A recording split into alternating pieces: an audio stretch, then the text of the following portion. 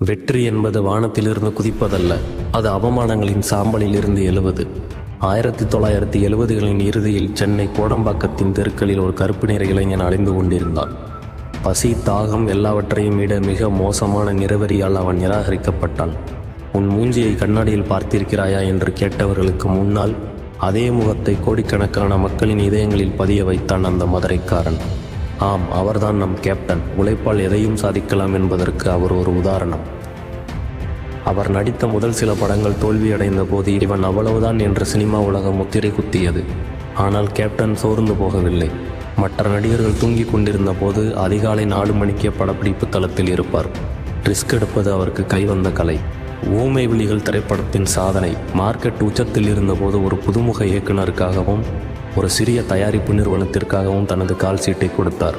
பெரிய நடிகர்கள் வராவிட்டால் என்ன, நான் வருகிறேன் என்று அவர் காட்டிய அந்த துணிச்சல் தான் இன்று பல இயக்குநர்களின் வாழ்வாதாரம். உன்னால் முடியாது என்று யாராவது சொன்னால் அதை முடித்து காட்டுவதுதான் விஜயகாந்த் ஸ்டைல். அவர் கற்றுக் கொடுத்த பாடம் ஒன்றுதான்: திறமைக்கு நிறம் கிடையாது, உழைப்புக்கு தோல்வி கிடையாது. ஒரு முறை படப்பிடிப்பில் ஒரு சிறுவன் பசியால் மயங்கி விழுந்ததை பார்த்த கேப்டன் கதறி அழுதார்.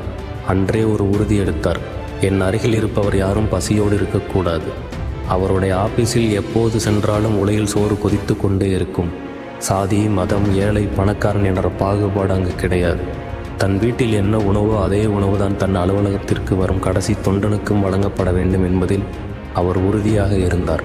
சினிமாவில் புரட்சி கலைஞர் என்று பெயர் எடுத்தவர் நிஜ வாழ்க்கையில் அன்னமிட்ட ஆண்டவனாக வாழ்ந்தார். கடனில் மூழ்கி ஜப்தி நோட்டீஸ் ஒட்டப்படும் நிலையில் இருந்த தென்னிந்திய நடிகர் சங்கத்தை மீட்டெடுக்க அவர் எடுத்த அவதாரம் ஒரு பாடம். தனது சொந்த பணத்தை செலவழித்து ஊர் ஊராக சென்று கலை நிகழ்ச்சிகள் நடத்தி சங்கத்தின் கடனை அடைத்தார். தன் சுயநலத்தை பார்க்காமல் சக கலைஞர்களின் நலனை பார்த்த அந்த பெருந்தன்மைக்கு ஈடு இணை ஏது? அரசியல் என்பது சாக்கடை என்று ஒதுங்கி நின்றவர்களுக்கு மத்தியில் அந்த சாக்கடையை சுத்தம் செய்ய நான் வருகிறேன் என்று கர்ஜித்த சிங்கம் அவர். மதுரையில் அவர் கட்சி ஆரம்பித்த போது திரண்ட அந்த மக்கள் கூட்டம் தமிழக அரசியல் வரலாற்றையே புரட்டி போட்டது. சட்டமன்றத்தில் அவர் காட்டிய அந்த ஆவேசம், மக்களுக்காக நான் எதையும் செய்வேன் என்ற உறுதி, அது பதவியின் மீது கொண்ட ஆசை அல்ல, மக்களின் மீது கொண்ட அதீத அன்பு.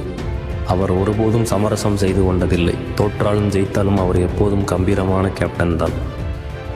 இயற்கை எவ்வளவு கொடூரமானது! இடி முழக்கம் போல பேசிய அந்த சிங்கம் இறுதி நாட்களில் மௌனமானது. அவரது உடல்நலம் குன்றிய போது ஒட்டுமொத்த தமிழகமுமே ஒரு தந்தையை தேடுவது போல பரிதவித்தது. அவர் மறைந்த அந்த நிமிடம் கோடிக்கணக்கான வீடுகளில் விளக்கு அணைந்தது போன்ற உணர்வு. லட்சக்கணக்கான மக்கள் அழுது கொண்டே அவரை வழியனுப்ப சென்ற போது ஒன்று மட்டும் புரிந்தது: அவர் சம்பாதித்தது கோடி கோடியாக பணம் அல்ல, கோடிக்கணக்கான மக்களின் தூய்மையான அன்பு. கேப்டன், நீங்கள் மறைந்து விடவில்லை. பசியால் வாடும் ஒருவருக்கு கிடைக்கும் ஒவ்வொரு கவலம் சோற்றிலும் நீங்கள் இருக்கிறீர்கள். துணிச்சலோடு போராடும் ஒவ்வொரு இளைஞனின் குரலிலும் நீங்கள் இருக்கிறீர்கள். தோல்வியை கண்டு துவண்டு போகாத ஒவ்வொரு மனதிலும் நீங்கள் இருக்கிறீர்கள். உடல்தான் மறைந்தது, உங்கள் புகழ் என்றும் மறையாது. நீங்கள் வாழ்ந்த விதம் எங்களுக்கு ஒரு பாடம், நீங்கள் காட்டிய அன்பு எங்களுக்கு ஒரு வழிகாட்டி. வெல்க கேப்டன், வாழ்க அவரது புகழ். வீர வணக்கம். என்னையா காசு காசு காசு பணம் படப்புவாங்க.